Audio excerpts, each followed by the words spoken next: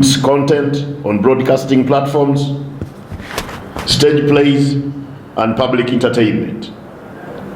Whereas majority of the actors in these spaces have always acted with responsibility and decorum, a few have consistently ignored our appeals to conduct their businesses within the confines of the existing laws, regulations, and public morality expectations.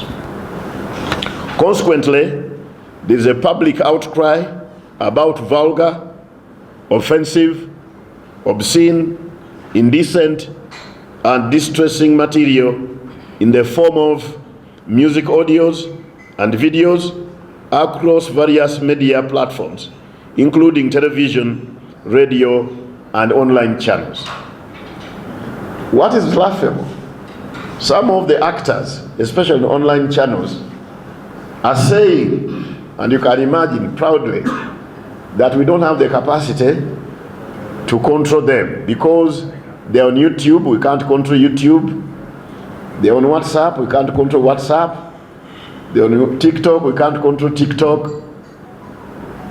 But in my semto indigenous knowledge, we have a saying that the leopard didn't know how to kill until when people advised it. It's the people who advised the leopard. The leopard would come, scratch you and leaves. Then people would say, oh, if it got the neck, singa yamukutte mpulago, singa mufu. So the leopard was listening. So until then, since then, the leopard now will never go for any part of the body. It's the people who advised it where to go. Now it times the neck. So our friends on online channels who think that we don't have capacity, I want to share this with you. Yes, you have advised us that for you think you're out of reach. Whatever is technological, everything that is technological, where there is a key to close, there is a key to open. Don't think that you stay in that comfort zone forever. Globally, there are conversations, serious conversation, engaging the big four, the big tech, how they should comply with the national laws of countries in which they are operating. This conversation is not only here, it has in Europe, it is becoming ripe everywhere because everybody is seeing this menace. So don't hide yourself in that comfort that you don't have that capacity. Where there is a key to lock, there must be a key to open. The Commission has also noted and acknowledges that this vulgarity goes beyond broadcasting and extends to public entertainment. Indeed, we observe that there are clips of live performances in public spaces that have left us embarrassed before our own children and baffled at the audacity of the organizers, promoters, and performers of such shows. The growing trend of both local and international artists engaging in provocative and offensive live performances is a threat to social order and can no longer be tolerated, let alone ignored. The recent of such an act was at the Oval, where a performer, I don't know whether that was a performer, brought a bed on stage. People undressed on stage, they entered the bed and started doing all sorts of things which you can't imagine. That was recent. Now, if you see such a signals and you don't act, the next time you are going to see people coming nude in public performances. This can't be allowed to continue. The Commission therefore thought it wise to organize a stakeholder meeting today to discuss this issue and agree on a way forward. Let me take this opportunity to thank all stakeholders that have supported and stood with the Commission in this fight. Special thanks go to the Uganda National Culture Center, which rang the bell louder for everybody to hear. Music promoters under the association, United National Events Promoters Association, you have our thanks. Artists under their association, such as the Uganda National Musicians Federation and Uganda Musicians Association, National Culture Forum, and the Uganda Police Force. Together, I believe, by working together, we will address this challenge. We feel as legislator, we feel empowered by the critical mass of supporters that are joining this battle day after day. Our spiritual leaders, we want to thank you to be at the forefront of this.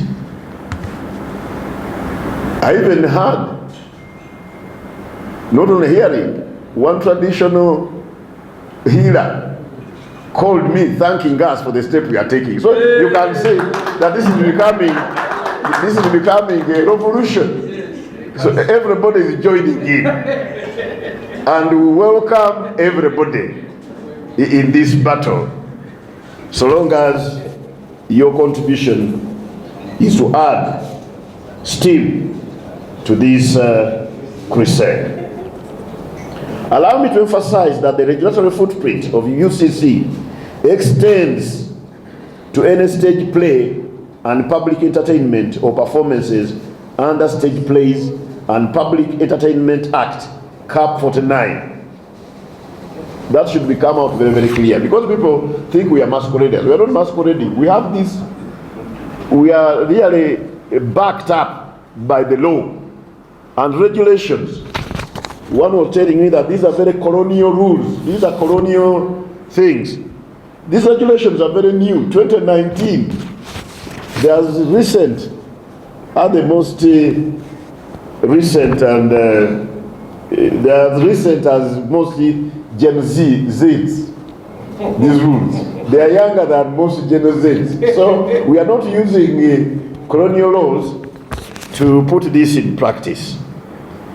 Under this law, rules and regulations made thereunder, the Stage Plays and Public Entertainment Rules 2019, organizers and promoters of public entertainment events must seek authorization from Uganda Communications Commission before such a performance.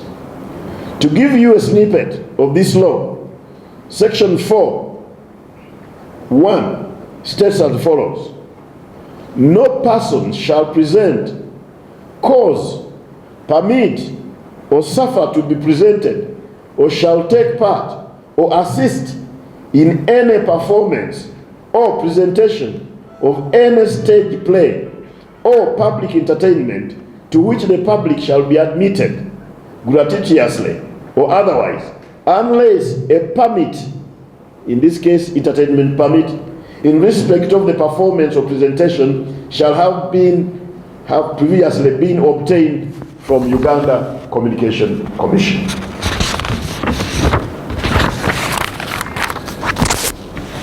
Regulation 6(1) of the Stage Plays and Public Entertainment Rules states that a person shall not, without a permit issued by the Commission, stage or exhibit a play or public entertainment. So these are law, these are statutory obligations. Our role is to put these into practice. This is not Nyombi Thembo, this is not Eddie Kenzo, this is not Minister Balamu, this is not personalized. The law passed by Parliament, for which we are appointed to put these, to implement this. So don't look at Nyombi Thembo, don't look at Minister Balam, don't look at Senior President Advisor or my sister Fina Masanyaze or promoter. this is a law that must be implemented. All laws, after they have been assented to, they are law to be enforced. And you know, it's the police that keeps law and order.